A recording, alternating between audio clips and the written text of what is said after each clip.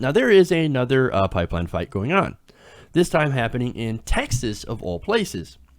Now, TYT reporter Jordan Sheridan is actually out there right now putting out reports over at TYT Politics. If you want to check that out, that's awesome.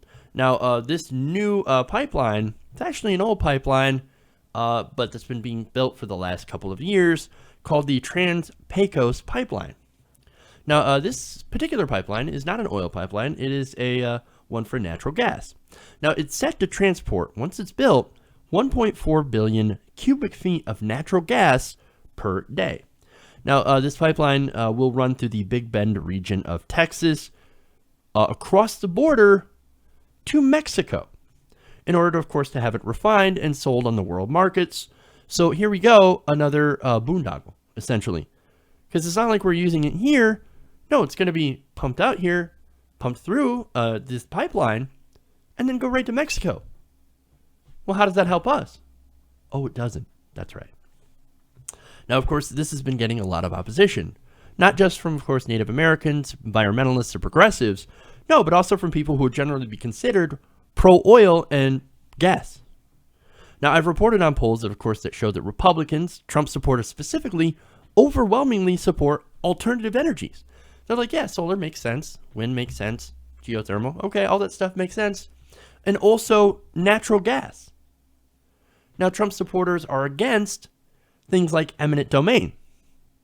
Now, eminent domain, if you can recall, basically means that, hey, if the government thinks that taking your land will end up in the public interest, well, they can do that. Understandably, Republicans and a lot of liberals and libertarians, well, they hate that idea. I hate that idea. I don't want somebody coming in and stealing my land. If I had land, which I don't have a yard, but still, if you're a landowner, you would be pissed if the government came up and stole your land and built a pipeline on it. Now, of course, Republicans, as I said, they hate that, but the Republican politicians, however, well, they actually don't care what their voters want. What they care about is what oil companies want. And because that ends up, that is actually their true constituency. In fact, that's who pays them in the form of campaign bribes. Legal bribes, but they're still campaign bribes in the form of contributions to their political campaigns. So what they've done is that they've allowed oil companies, in this case, Energy Transfer Partners, the same company behind the Dakota Access Pipeline, to build essentially wherever they want without a permit. In Texas, you can build a pipeline without a permit. Go ahead, have at it. And the government of Texas will not only let you build those pipelines without a permit, but they will also help the companies steal your land if it gets in the way of their pipeline. Now that, of course, has a lot of local Texas residents kind of pissed off, understandably. Now, the Nation is reporting that since news of the pipeline began to spread in the spring of 2015, residents concerned about the environmental impact of this pipeline and its infringement on private land, again, personal property rights, have collected signatures and rallied support of the local governance. Now, they also sat through condemnation hearings and even filed suit against the pipeline company, Energy Transfer Partners. They also filed more than 600 comments with the Federal Energy Regulatory Commission, the agency responsible for regulating the small segment of pipeline that would stretch beneath the Rio Grande River, and requested that the entire length of the pipeline be subject to an environmental review. Now, unfortunately for people that are against the pipeline, the request was denied last May. Now, of course, unlike DAPL, the pipeline doesn't run under any major body of water. Yes, there are some tributaries, very small lakes, as well as the Rio Grande River. So there doesn't happen to be a lot of risk of contamination. But what it will do, however, thanks to Jordan's reporting, is end up using a lot of drinking water, which of course they don't have much of there.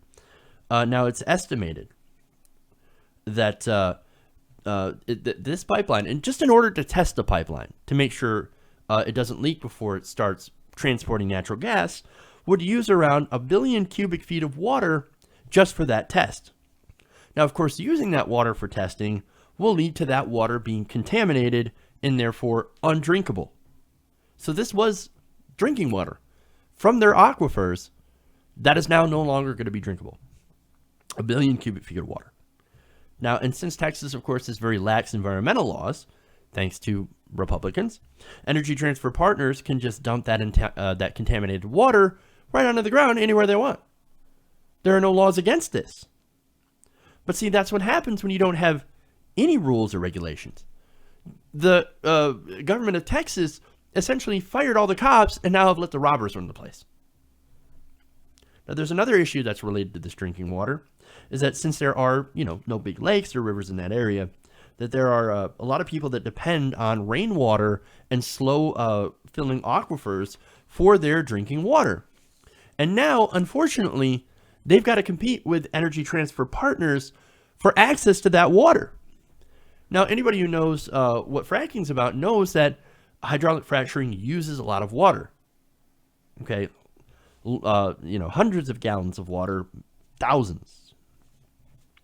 So, look, what we have here now is basically there's a company that's using the government of Texas to take the land, take the water, and then run a pipeline down to Mexico in order to sell the natural gas that is pumped through this, that could, of course, leak and contaminate the land at least, on the open market.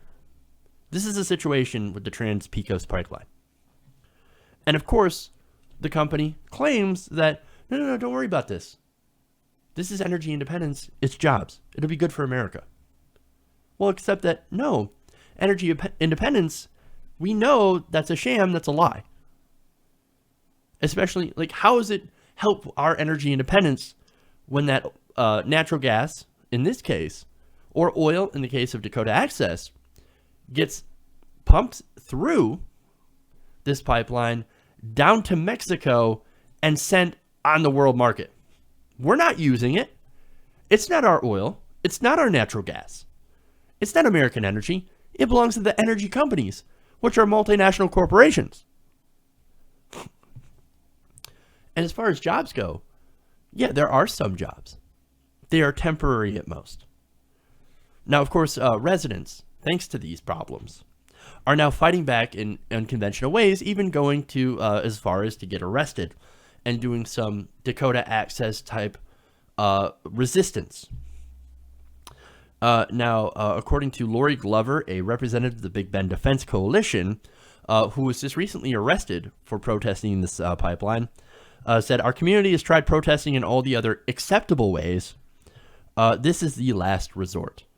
So, they're looking at what Standing Rock did as a model of what's of what they should do going forward.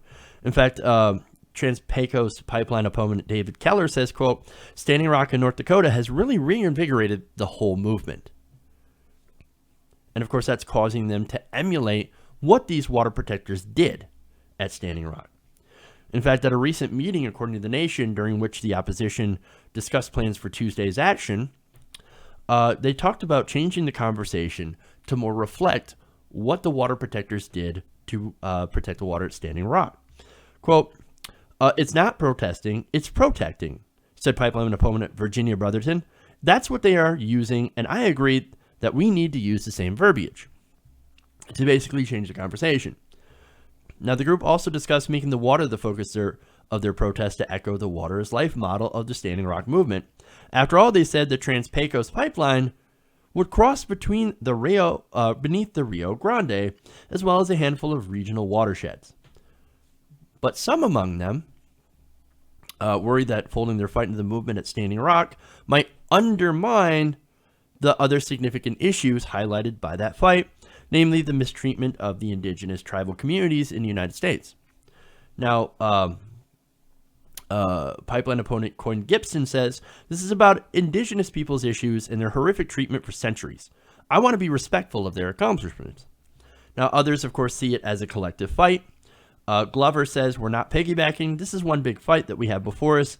And it's scary, but it's also a wonderful opportunity for us because this is not just about our little space here or their space up in North Dakota. This is about how our water is going to be protected all over America." Now, look, so my opinion on this, I get that, right? And I do think that Standing Rock is the native people's accomplishment. They fought incredibly hard when nobody was paying attention. This is back before the veterans, God bless them, right? For doing what they did. This is back before the media. This is back before Shailene Woodley.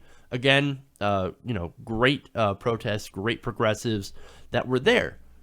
Back before all of that, all this attention, the Native Americans, they were fighting this on their own.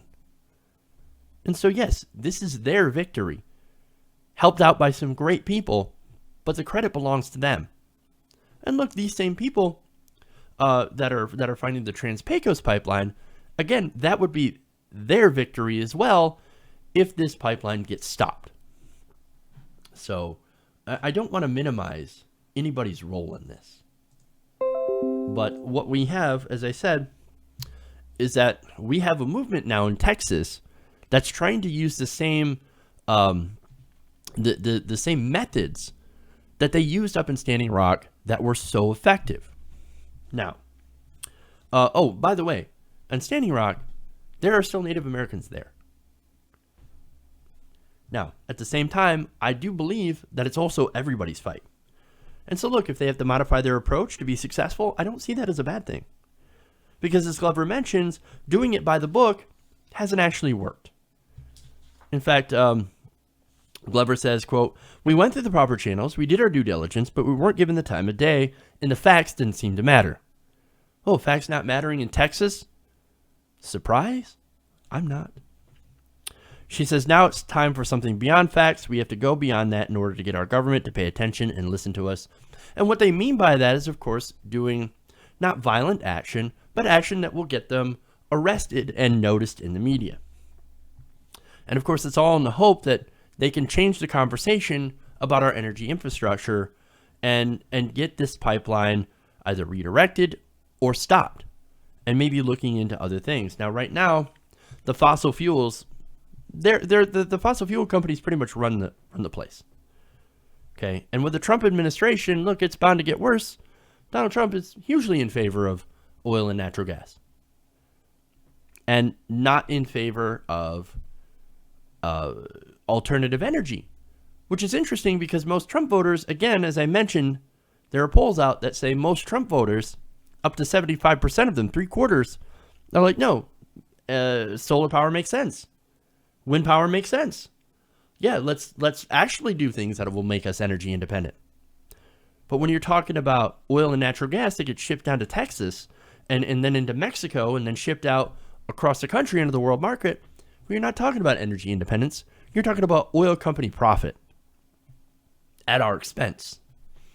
So, but again, the politicians, the elite, they don't care. And Donald Trump, unfortunately, is on the side of the elite. So look, fights like these, which have, of course, been flaring up across the country since Standing Rock, look, they give us a unique opportunity to elevate more of these fights into the national conversation. And I think that's what's important. I think that's what's needed. If we're going to change the conversation, we've got to get more of these fights out into the media. And so hopefully that's what we're going to be able to do. Hopefully that's what Jordan is able to do. Let's get this fight going. Let's have this conversation. Let's change our energy infrastructure. Let's have a green energy revolution. Hey everybody, thanks for watching this video. If you want to see more like this, please hit the subscribe button below. And if you want to support truly independent, non-corporate media, go to our Patreon page and become a patron. Patreon.com/TYTNation.